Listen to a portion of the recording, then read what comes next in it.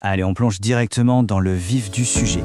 Ce décryptage passe au crible l'appel à candidature pour l'admission en troisième année de licence, la fameuse L3, à l'EBAD de l'université Cheikh Anta Diop.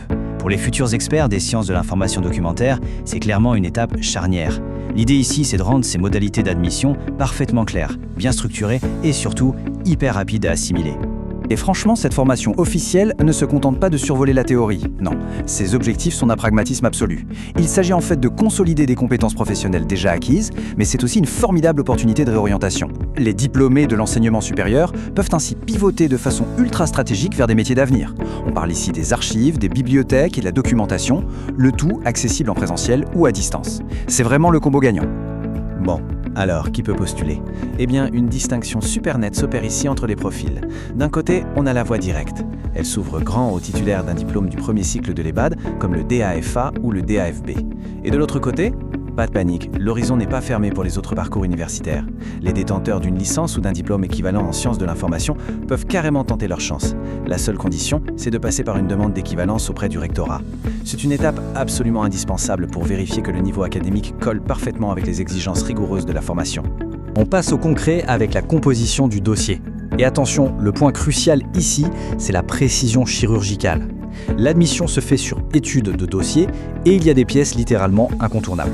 On note une lettre de motivation bien ciblée, un CV à jour, des copies certifiées conformes des diplômes et là, gros point d'attention sur ce détail, une pièce d'état civil qui date impérativement de moins de 3 mois. C'est strict.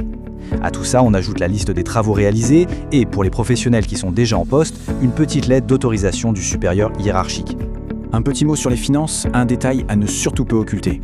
Les frais d'étude de dossier s'élèvent très exactement à 10 000 francs CFA. Il est d'ailleurs fermement stipulé dans les documents officiels que ces frais sont non remboursables.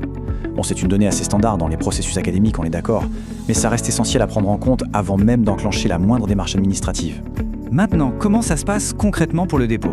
C'est là qu'une clarification absolue s'impose.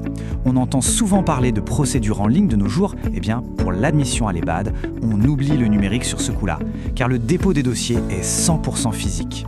La démarche est hyper claire. On prépare méticuleusement son dossier papier, on s'acquitte des frais, puis il faut se déplacer en personne pour remettre le tout directement à la scolarité de l'EBAD. C'est une étape totalement obligatoire, il n'y a pas de raccourci possible. Pour clôturer ce guide rapide, on garde bien en tête ces infos vitales qui s'affichent. Le dépôt physique des dossiers se fait à l'EBAD. Pour toute question, c'est le 70 60 49 98 42 et attention sur WhatsApp uniquement. Le tout doit être bouclé entre le 15 et le 30 juin et ce sont des dates de rigueur absolue. À l'ère où la donnée est le véritable pilier de nos sociétés, franchir la porte de cette institution pour maîtriser la gouvernance de l'information, eh bien, n'est-ce pas finalement le choix le plus stratégique pour bâtir une carrière pérenne ?